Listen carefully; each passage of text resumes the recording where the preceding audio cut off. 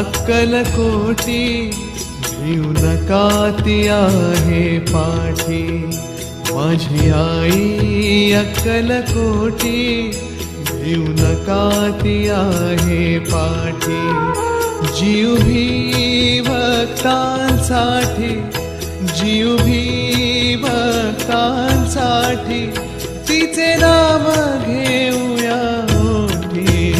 माझी आई अक्कलकोटी भिऊ नका ती आहे पाठी, माझी आई अक्कलकोटी भिऊ नका ती आहे पाठी.